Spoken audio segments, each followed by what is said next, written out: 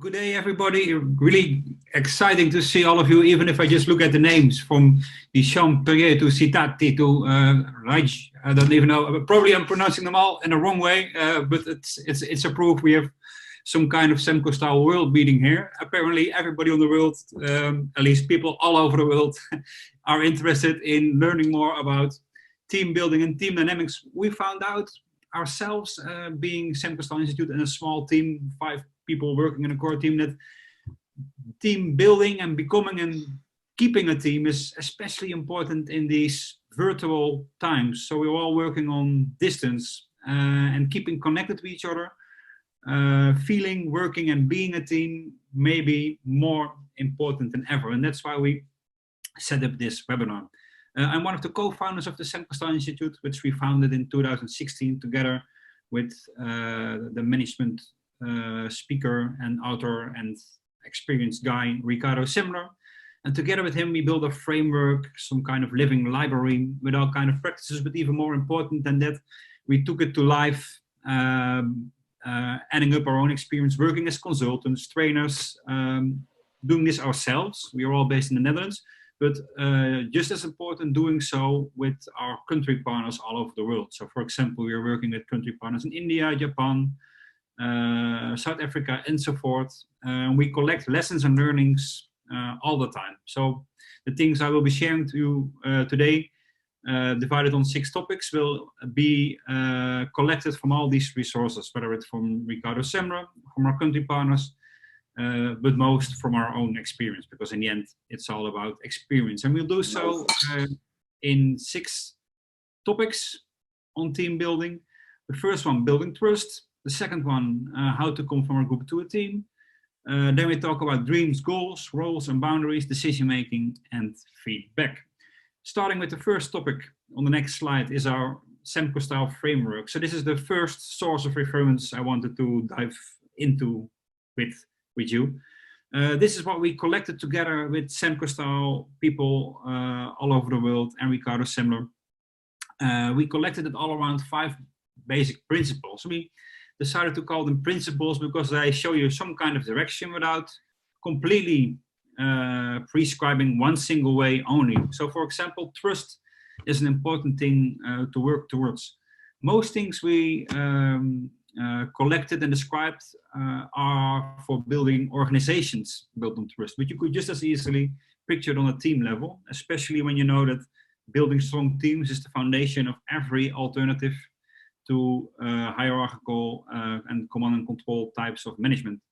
And when it comes to building trust, the one pillar I would like to highlight, if you see the 3 pillars, adults, unfiltered transparency, and using power distance, is actually unfiltered transparency. Because if there's one thing that is the key challenge and also leverage, the biggest influencer we have, is having people to be outspoken, to dare share their opinions, feelings, and thoughts in the group and in the organization. And somehow, and this triggers me, this has always remained a difficult topic. Now, the paradox to building trust is that you don't build it by discussing it, right? So the moment you ask the question, do we trust each other? Trust will mostly go down. Trust is better as a leverage factor. So you try to do other things which you know can install or help to build trust. And you will find that most things we'll discuss in the webinar after the subject will be things that can help you build this unfiltered transparency. But first, I would like to dive with you into something else. And it is the thought of what makes a team a team. And if there's one thing I noted throughout my professional career, then it's most teams are not a team. Maybe even me myself wasn't always a team player, because when you work as a professional trainer, consultant, you can do most of your work on your own, right? You're out there all day working with clients, and the colleagues you have, they may be called a team, but are you really a team? Let's look at the prototype of a team on the next slide. It's a football team. It's actually a picture that comes from the youth club a colleague of me plays in. Honestly, I must admit, I myself have hated football ever since I was a young boy. But the metaphor is a very strong one, because what makes a football team a team? They have a very clear shared goal, and they are dependent on each other to reach the goal. They want to score as much points as possible, and if they're all attacking or all defending, there won't be many points scored, right? So having a clear goal that you share, for which you need each other to get it, to achieve it, and have flexibility and a spread in roles to achieve it. So this is the first layer on teams that I wanted to have you think about. Because if there's not a clear shared goal and no mutual dependency, then it's hard to really become a team. And being this a cornerstone of team building, let's do the poll we asked you to set up on the beginning of the webinar. If you didn't set it up yet, no worries at all. It will go really fast. You have to go to menti.com. We'll go to the other screen, and I see Daphne looking worried, but she's working on it. You go to menti.com and you enter the code 321112. Is it running already, Daphne? Otherwise, let me see if I can fetch it up myself.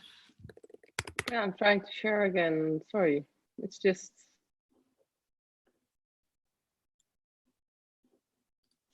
Let me try one more time. No. So you go to, I put it in the chat window, menti.com, 311.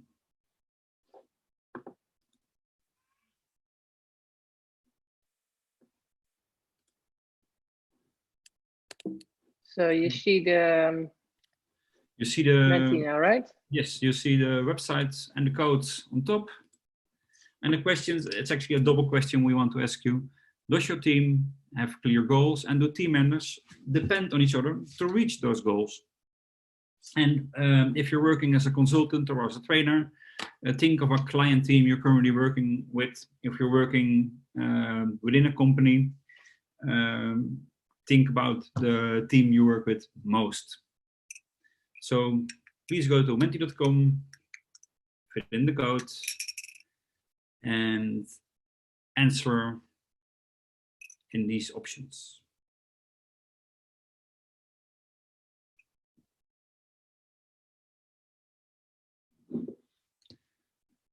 I see in the corner, Daphne, that the slide is not active, but perhaps you have to click the button activate. Yes, so now it should be working.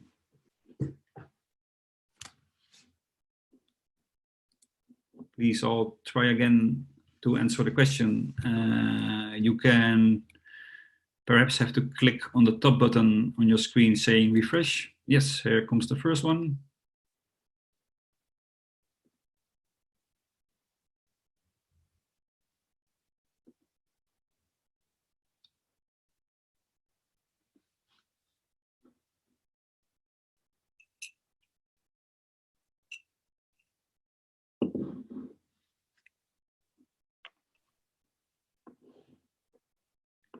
Oh, sorry, Gaia, I actually made a typo. So this is the real code, which is also on the screen share. Apologies for that.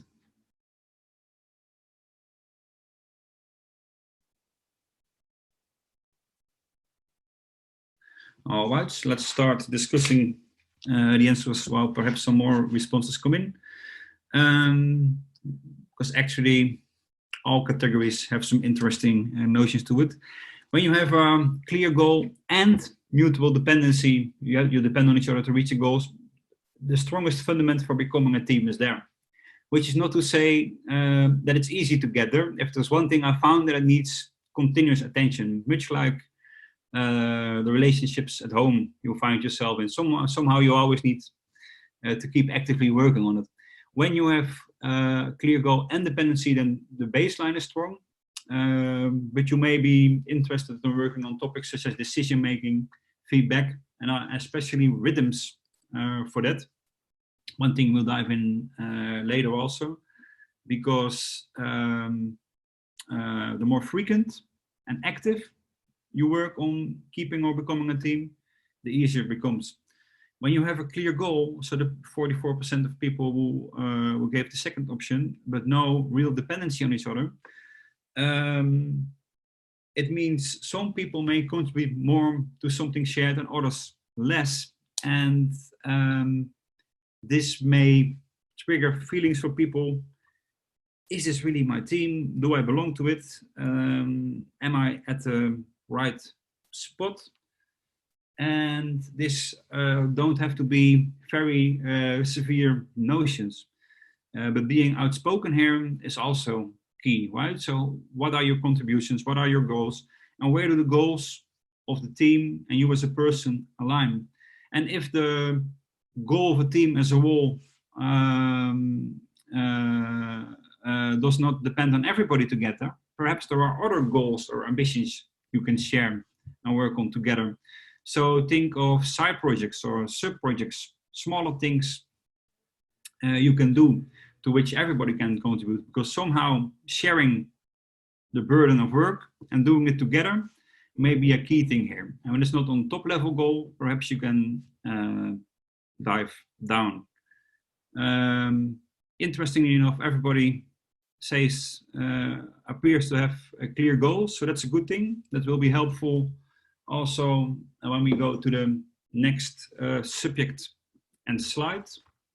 So Daphne has a technical challenge to go back. Well, we're learning really fast. We are back. So results apparently are known, or at least the goals to be achieved, right? This is what you just answered in on the last question. Then there's one thing I found helpful when it comes to defining clear boundaries. And defining clear boundaries is another great point of attention in building strong teams, in building trust and all that. Because the clearer the boundaries, the bigger the degrees of freedom will become. And again, as you may have noted, I like to talk in paradoxes. We all live in paradoxes, by the way, so why not talk in them as well? And the paradox of boundary setting is that the clearer they are, the easier it becomes to take freedom. Actually, there was a very interesting experiment in the Netherlands on a primary school, which adopted the philosophy of wanting to be connected to the world, so not too much being inside the building and not only in the classroom, but being out there and in the society and think outside in, so to say. So one of the practical things they did was moving the fence of the school. They set it wider than it was before. But interestingly enough, what the kids did, they didn't go play further. They started to play closer to the school because the room was slightly less safe. So the clearer the boundaries of the room, the more psychological safety may occur. And then you may find it helpful not to think only about goals to be met, but also about some other factors. And here, think mostly about the team and how it's connected to the organization. You want to have clarity on the minimum internal and external requirements to be met. Internal requirements are here referred to as quality on the left side of the model, and external requirements are referred to as legal, but they could be any external factor you have to take in account. Behavior is the minimum type of behavior that's needed to achieve the goals. And we often deploy this model in working with teams and organizations to clear up what is the team's responsibility, what is the manager's responsibility, what are the minimum requirements to be met. And what I found working with the model is that you should not use it as a wish list, right? So every department just adds up his slide deck pile of stuff or documents saying, oh yes, we have requirements, a lot of them. No, you want to keep things as clean and easy as you can on all aspects of the model. So when it comes to results, work with 3 to 5 KPIs at most, and choose those who are achievable, not even influenceable by the team members, and which can be measured frequently, preferably on a day-to-day basis rather than on a 3-month or even half-year or year basis, as you sometimes see, especially in corporate type of organizations which want to classify or process information over time. So 3 to 5 KPIs as a set is very helpful. When it comes to behavior, personally, I've always hated these kind of sessions in which you trace back from values to behaviors and you end up with these flip over walls of long lists, wish lists, saying, for example, you have to pick up the phone within 3 times. So we walk in, we greet each other with a smile, you know, that kind of things, which is not to say you're not allowed to do it. I'm just trying to add some personality to the lecture here. But when it comes to the lesson out of it, I would say don't try to make long lists of all type of behavior you find wishful. Think the opposite way. Think what is the behavior that would really hurt the team or the organization, and revert it and only pick that. So for example, when we were working with a big bank here in the Netherlands, the main thing they want to achieve by moving to self-organization, self-direction and the strength of teams was people to cooperate more. Because in the end, they were not really dependent on each other always, not really people working in team. So the one slogan they defined, one only on behavior level, was together we cross the finish line. And everybody was free to read this slogan to their own life or use this as a kind of a question, right? So you could say, what, are we still crossing the line together? And they took their lessons from that as the one advice on behavior only. When it comes to quality and legal, again, it's key to keep this minimum. So the minimum requirements to be met as clear, as easy as possible. I think they should fit in 5 bullets max each as a guide mark. And the clearer you can get on boundaries, and the more you can define it together with people, but that depends on the context of the organization, the easier it will be to work towards goals within clear boundaries that define the action. So, well, every time I get a bit in the feel of talking these kind of things, I may be pushing it. So, other questions already on the subjects of group to team, boundary setting, and so forth. I'll pause for a bit and reflect on myself and life. Have a sip of coffee. Here comes the question. The framework and day-to-day work. Well,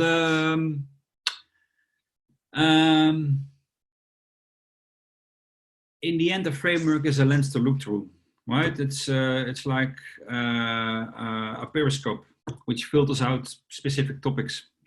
So when I design sessions, for example, with clients, we work all as consultants also. I look at the 5 principles. We can go back to, Daniela, do you mean this framework or the first framework?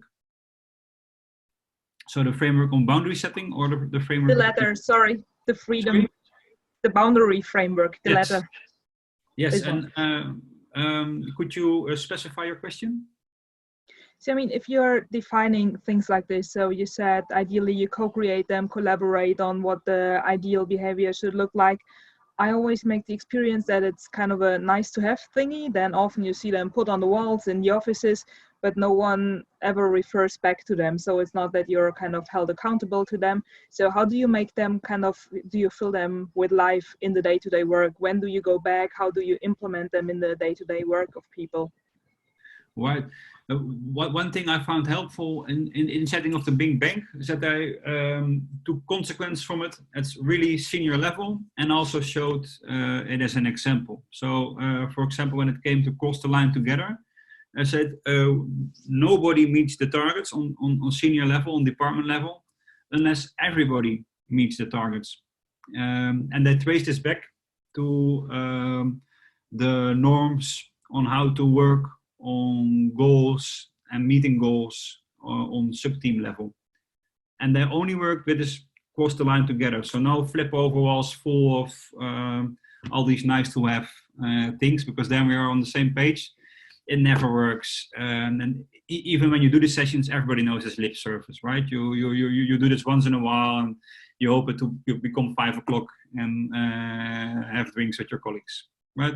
Don't do these kind of sessions, but try to trace it back from top downwards, put consequence to it, and show the living examples of it. So the teams that did take action on it, that made consequence of it, share those examples. Sharing examples is another difficult thing, right? It's I hardly see the intranet pages being used a lot. Again, here senior management can play a very role of leading by example, because if there's a few senior members who make video logs, testimonials, small reflections after meetings, not only big lists of everything that was discussed, not small reflections and impressions, then it may trigger other people to do the same, because they are showing behavior. Gian Piero, the question, the meaning of the statements, boundaries create freedom. Yes, and as you noted, I'm happy to put in these kind of paradoxes. The way I meant it is that without clear boundaries, there is less psychological safety. And without less psychological safety, people tend to take less freedom. I actually, let me do another personal confession here. I have a daughter of 3, which I shouldn't spoil too much, but I cannot help from doing so, right? So I said, okay, it's fine. You can have a candy, you can have an ice cream. But if it's not clear when you can get it and when you cannot get it, it's not entirely safe. They don't know what to depend it, and you don't get in the most free feeling relationship, right? It's so the clearer. If I would be really clear on the house rules, and my girlfriend is way better at that, then the room to play will be also freer, because it's clear when you do it right and when you don't do it right. And that's in the end what triggers psychological safety, and psychological safety triggers people freedom. And the not even the freedom itself, but the liberty to use it. Was that an answer? Thanks. I also see your smile. Yeah, it's good to see most of you also. This is not a hidden push for the other people to turn the camera on, but it's good to see some non-verbal feedback. Thanks for that. And let's go to the next slide. And again, here's the paradox. There is an I in team. You know the slogan, right? There is no I in team. Well, there very well should be, because in the end, there always is one anyway. And here it also comes again to being outspoken. The one thing that's hinderful for teams to develop, or people in teams, is the feel of hidden agenda. You know, he is dealing with something, but he's not talking about it. Oh, what's wrong with this guy or girl? He's pushing his own agenda. He has different objectives, but whenever you get in this field, it's hard to feel you're working together towards something, right? So better be outspoken about it, and take away the taboo of self-interest. I think in most cultures, even in the Dutch culture, which is known for its outspokenness, and it is, we call it sincere, but most people will call it blunt.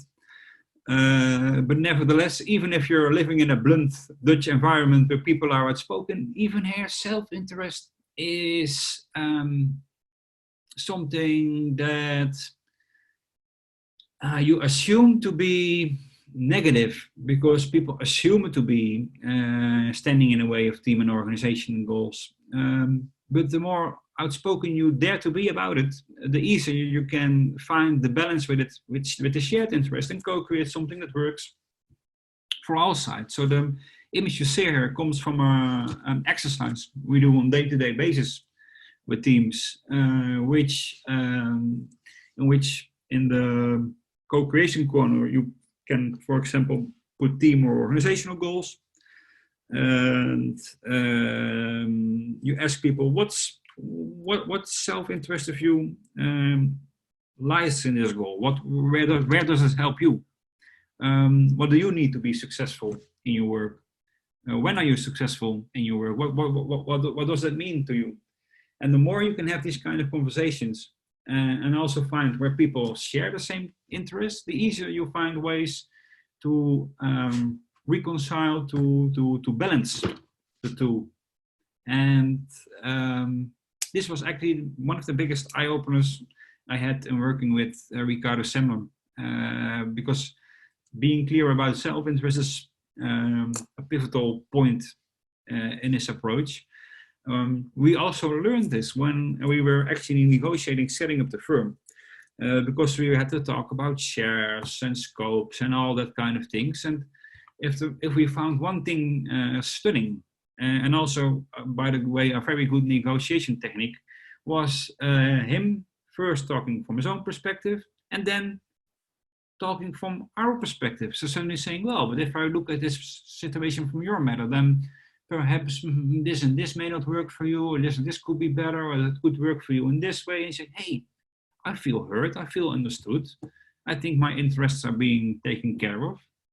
So being clear or outspoken on self-interest is another great thing. Here's another Nespresso pass. So if you want to ask a question, here's your chance. I'm not being sponsored, by the way, but we should discuss this. I would like to ask a question myself, Luc. So how do you create like this natural balance between self-interest and shared interest? Because I can imagine it's good to have the self-interest spoken out, but I can also imagine if there are like a bunch of people in a team that are pretty outspoken, that it can conflict as well. So how to manage the right balance in this? Now managing, there's two scopes to that, and it may depend on the questions you ask, right? So which interest of you is met in the team goal is already a bit of a framing question, which helps people to come up with the things that align most. When it's and I've not very often experienced that these kind of sessions go very out of line, because in the end most people have the same type of interest, right? You want to be successful as a professional with your team, as a company. So in reality, I've not very often seen this going awry or very out of hand. It does on the second layer you touch, when it's some people being outspoken more than others or really influencing the session. This can especially be the case with the status holders, right? So the senior managers, the one who formally or informally have a bigger stake or bigger say, so they will do so in the session, and it may influence the session as a whole. That's a different topic, so to say. There it helps to work with clearly defined steps in the exercise and the working modes you do, which we also, by the way, will get to when we talk about decision making. You try to work in rituals which give everybody a say, and then somebody may have a bigger say than the other one, but if you just accept it, let it go, and go to the next one, groups easily will find a balance. Also, again, here, safety is found in setting boundaries, and the boundaries are set by the exercise you introduce. If you introduce it by first having people to say yes to the steps you want to take. Right? We're going to do this and this and this. Everybody okay with that? Yes. Then you go do it. Then it's way easier to stay within the flow of working as you said it. And it may be easier to keep a leverage, or keep a balance. All right, let's go to the next subject. How are we dealing in time? Well, we still have some things to cover. The roles and talents in a team. How can you get people to give their best at work every day is a topic that triggers me anyway. And how do you invite them to work from the talent and be flexible in roles? Well, first, it's good to make a difference between functions and roles. Functions are some kind of static. So, for example, you are chief of quality control. Roles are more about what you achieve, about goals to be met or tasks to be performed, not thinking from you as a function holder, but from the organizational process you're a part of. So the things you want to get done, right? So you, and the more you can work in roles and not only in functions, the easier it's to grow in levels of cooperation. The lowest level in the pyramid here is connecting. And connecting means you get to know each other. You know from other people what their function is, what roles perhaps they are performing, but you don't need to dive really in depth to it. And you're not very outspoken about your needs, wishes, and expectations. When expectations of each other are being discussed more and more, it's easier to get into modes of cooperation. And by nature, by default, this will tend to talk about roles, meaning tasks, goals, daily work, more than only functions, because in the end, function is nothing more than something written on paper. While roles are what you do from day-to-day basis, right? And the more you can talk about the roles you take in the team and talk about expectations and share those, the easier it becomes to really cooperate. The upper level in this pyramid is collaboration, and then it's not even only about functions, roles, and expectations, but also in becoming more and more flexible on how to achieve goals. This is actually where self-directing and self-steering teams are having the option to become an efficient way of organizing, is because they are flexible in roles, right? If you look at the traditional assembly line environment, where most of this management thinking comes from anyway, then if somebody is able to step in the line when there's slightly more attention needed on the next station on the line, and then step back to his own, instead of having to call another department, telephone, and so forth to get something solved, you can easily imagine work to be more efficient, right? If you look at an example of Ricardo's seminar in his hotel, where we once came to in this, on our way literally to these negotiations I was talking to about, is a very top-notch hotel where you have one employee that serves as your main contact point, but be behind it, there are flexible teams of people who, in together with that key person, take care of everything for you, and they don't care what needs to be done at the moment, right? So they can be the receptionist, the room cleaner, sometimes even the cooker, all kind of roles, and they are flexible in these roles for the group of people they are taken care of. So each group takes care of, for example, 10 hotel guests, and they do everything that's needed for it. And this can also become a very great way of collaborating with each other, way more fun than something I experienced 3 weeks after that, when I was in a hotel in Italy, where I think I was the only guest, but there was somebody sitting behind the reception, there was somebody standing in the restaurant, then the cleaner came in, thinking, well, if there's a 1-to-3 ratio, this is probably not becoming the most efficient day in the life of the hotel, right? and I think our guest from Italy is smiling. But this may happen everywhere. So coming to higher levels of collaboration. This is actually where we want to ask you the next question on Mentimeter. So Daphne, may I invite you to go back. So taking in mind the 3 levels, connecting, cooperating, and collaborating. It's if you go to the right, Daphne, to the next slide, button to the right. If you push the, yeah, exactly. Which level? People already started answering it because probably it appears on the screen. Interestingly, connecting and collaboration, but nobody, a few people in the middle.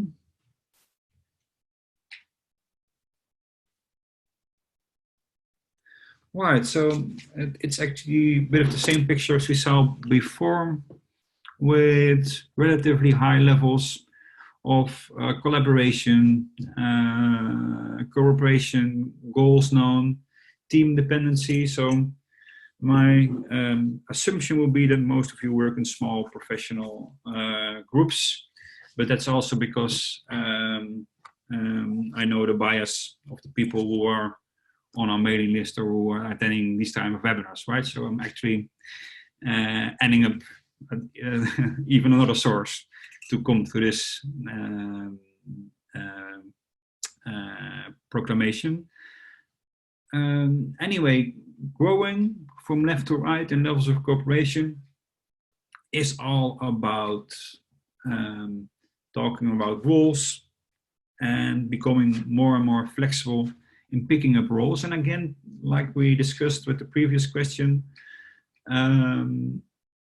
if it's not on top level goals, you can set smaller projects and become more flexible on the things everybody does there. So we also try to experiment with this ourselves as a small team within Semcostal, right? So the person who normally does the text will do the layout.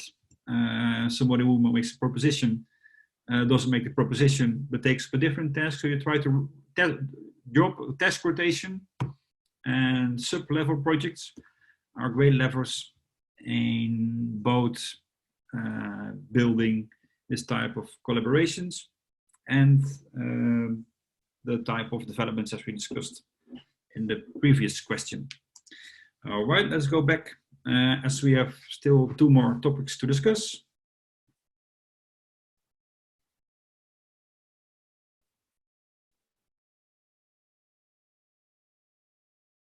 Decision making. Here comes one of my favorite subjects because I think it's a highly underestimated subject. And this is all we know, some ways of decision making, and we all make decisions when we do it ourselves or when we do it as a group. But very often as a group, it goes a bit like, and this is already an old world statement, because you could have imagined walking in a city with a group of friends and then imagine to go have gone to a restaurant, right? But how do you come to that decision? Okay, nowadays you have TripAdvisor, but when I first started doing that with friends, we didn't have TripAdvisor yet. You would just walk around the town and say no to many things, and then when you're tired, okay, we go into this, and nobody's happy, right? And this often happens within group decision making as well. There is no clear decision making technique.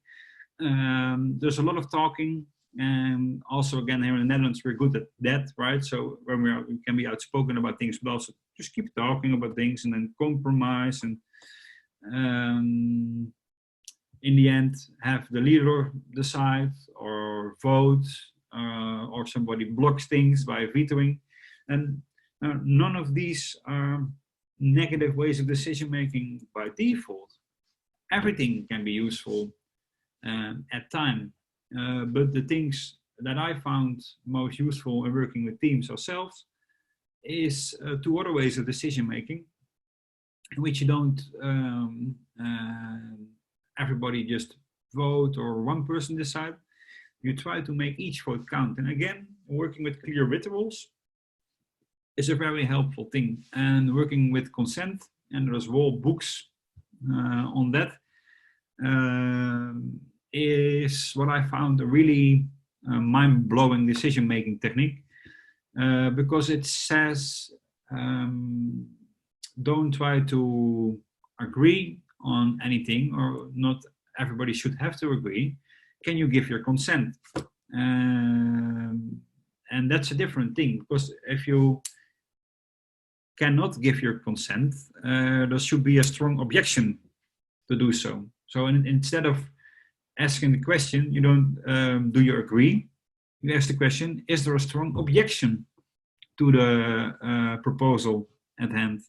And even just this one question can make decision making easier, especially when you work in different rounds with it. Then consenting techniques have all kind of short or longer ways of doing it, in which first the proposal is being introduced, everybody can have a say about it, then people can give their consent or a strong objection, the proposal can get reworked, and so forth. Now, hey, you should watch out that it doesn't become a new bureaucracy or a compromise stretched out over time, like it would be without any type of decision-making technique. But like I said before, in building psychological safety in teams, the clearer the techniques you adopt, the easier it will be to have everybody have a say, to feel safe, and so forth. And over time, you will find the best balance in short or longer, which techniques to apply when. So for example, if you can't reach a decision even after trying to work with consent, at some point you vote, or the leader decides. Or, and this is also a very useful technique, mandate people. So another key question in decision making is, does everybody have to discuss the issue right now? Or can we mandate people to work something out, or even come to a decision on something? Because again, this can refrain a big group of people having to discuss things.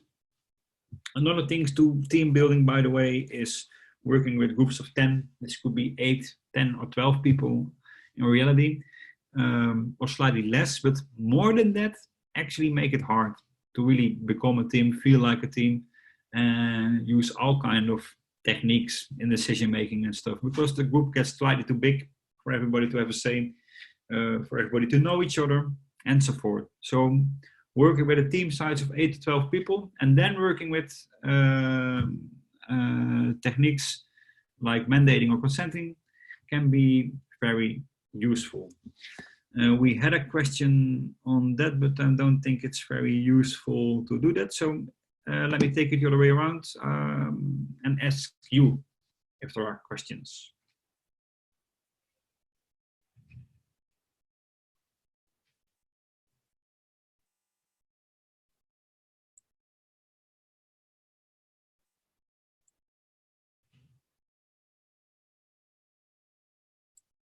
In real life meetings, we wait for 1 minute, but I'm not really sure how long we wait in virtual meetings. I would have a question. So especially on the latter part, so the mandating and the consent decision making, did you ever experiment with leadership teams on the consent decision making? Because that's what I see, where I see is the most kind of critical decisions to take, and that they're sometimes not aware how long it takes them to take decisions at all. And they are, based on what I see, really often falling into the democracy decision mode. Do you have any tips and tricks on this? Any experiences? You mean democracy like voting, or other things? Consent decision making, especially in leadership teams, where I see a lot of consent decision making is usually done because they want to kind of please everybody. Yeah, the one thing I see most there, but actually in all teams, is not make very clear decisions anyway, right? So decisions get postponed, the topics get talked through, and somehow not being very outspoken on decisions leaves the positions of people untouched. And this is in the end what triggers people to not be taking clear decisions, not giving feedback, which is the last topic we'll close off with, because it's threatening somehow to come to a clear decision on which some people are more happy with it or not, or to give feedback which somebody may be happy with or not. Again, trying to adopt clear techniques, it can be helpful. And if asking the sharp, simple question is too confronting in a culture which is built on talking about things and then postponing the others. This is what always happens in senior management, right? They come with a pile of things on the management meeting list, all well prepared by the assistant. Say, oh, we are on topic 13, we still have to go to topic 15. And everything gets talked about a bit. First, working with mandate is already a strong thing. So do we have to discuss everything with everybody here? Or can some people work something out? When they work something out, look into some consent decision-making exercises. We collected shorter and longer versions of that ourselves also. And experiment with the ones that help best. And if they come from far, then take time. So then I would go for the longer ones. And over time, go back to the shorter and easy ones. Because in the end, the one question is strong. But coming to the point where you can just ask this one question can be a bit of a longer way. All right, let's go to the final topic then, because that's mostly about the same point, feedback. It's easy in theory, but tough in practice, right? Because I'm pretty sure you all learned the basic techniques. So to say, it should be about you and not about the others. You should take time. So you should, in theory, we all should have sessions saying, oh, Danielle, can I please talk to you? Sit down for a moment. What I find is that I am slightly bothered by when you, when I see you doing, these kind of techniques, right? But let me talk for myself. I find it really tough to do so. And again, and I learned this from my colleague who gave the same lecture yesterday, I think people avoid it because it clarifies the internal relationships and positions, and that's somehow always slightly threatening. So we refrain from doing so, right? We talk about people, but not with people. We talk indirectly when we want to address things. While at the other hand, building a culture of feedback is really key in building psychological safety, where we started off, and building trust, because that's all about being outspoken and people daring to share things that they like, that irritate them, that work for them, or that blocks them. So here's a few final words of advice on this topic. People always think with feedback about criticism, right? Feedback is just another word for criticism then, and also constructive feedback is just an euphemistic way of saying something that irritates you. But why only think about things that irritates you? Also think about showing appreciation and recognition. Actually, we did this with our own group of colleagues of 5 a long time ago. For the first time, and we worked with a type of exercise in which people would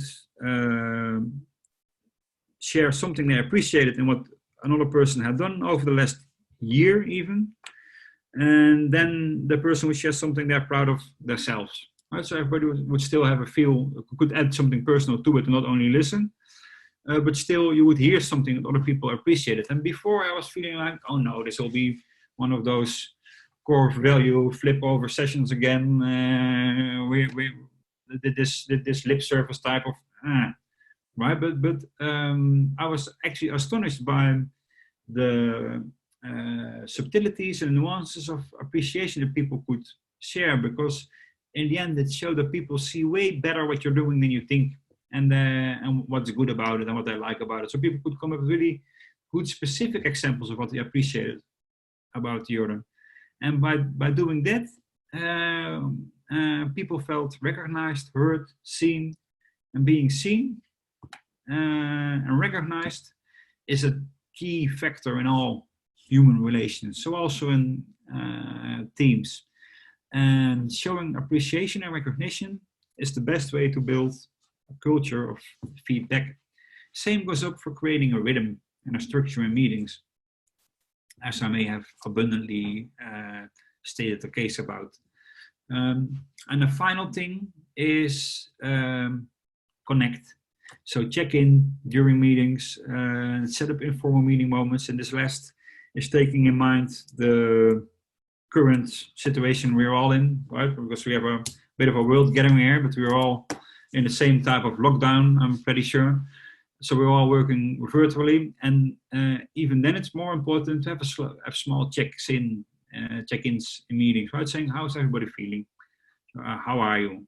Or also have small meetings, moments, which are not only about the task at hand, because somehow that also helps people to be heard, recognized, and feel appreciated. So that brings me at 5 to 3 to the final words or questions. And if there are no questions, then the last slide indeed will apply.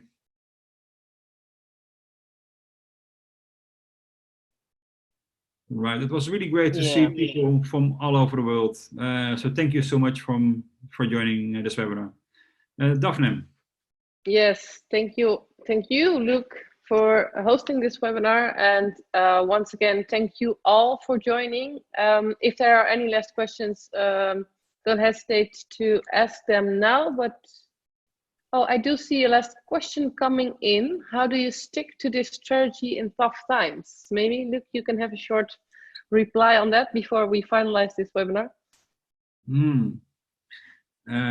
It's a bit like doing sports. You have to keep doing it for it to work, right? So small rituals, and keep repeating them rather than big sudden changes. So always start your meeting with a small check-in. Will be a great way of finding things that stick. Hello. Yeah, and oh, sorry. Hi. Just to be precise about this, just wanted to know, like, I've seen many companies stepping back after in tough times, because you have to stick to your values. You have to stick to get to trust people, still trust people, even if it's hard sometimes. And I know Semco has been through some hard times sometimes, but they keep faith in this kind of management. So just wondering, how do you, when it's very, very tough, I mean, when it can be crisis, whatever you've been through, what do you think bond people together?